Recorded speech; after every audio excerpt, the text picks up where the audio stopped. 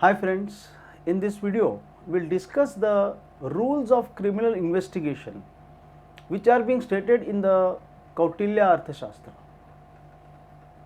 There are three types of arrest: on suspicion, for possession, for serious crimes.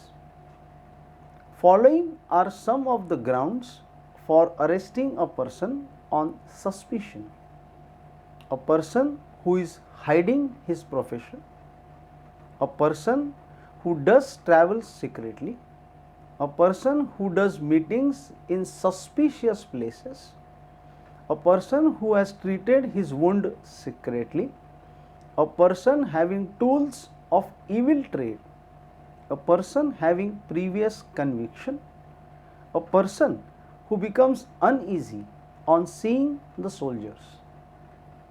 So friends, once again what we just saw now, this is exactly what is there in our present criminal law system,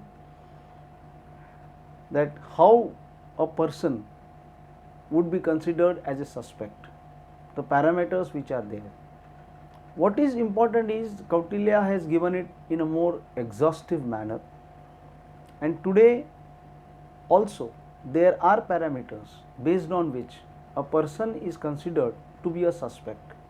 And as far as the types of arrests are concerned, obviously the same kind of arrest are there in our present day criminal law.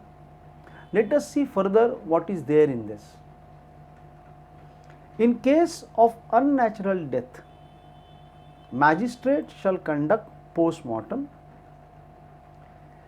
If it was to be concluded that the death has happened due to poisoning, in such situation, undigested parts of food would be thrown in fire, and if there is a crackling sound and the fumes become multicolor, it becomes a conclusive proof that death is because of poisoning.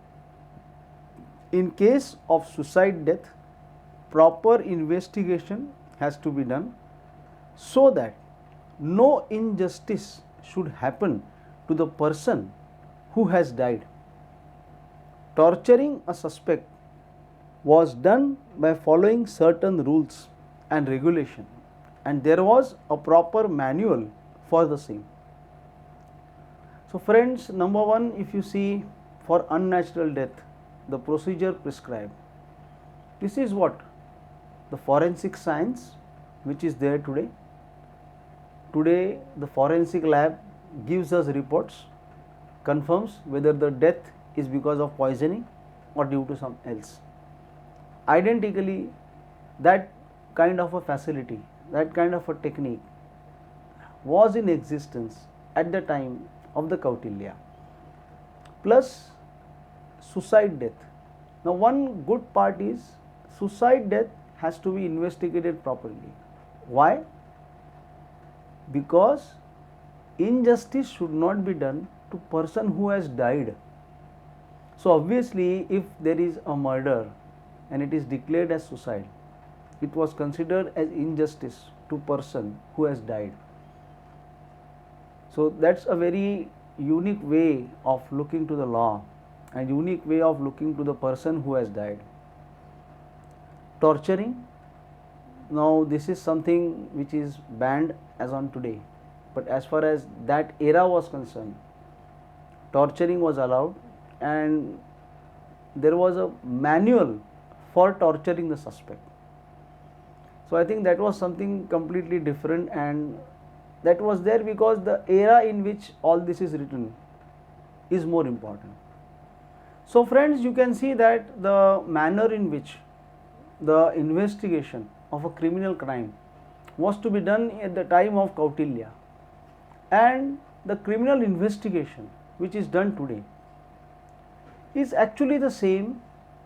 There are no much differences.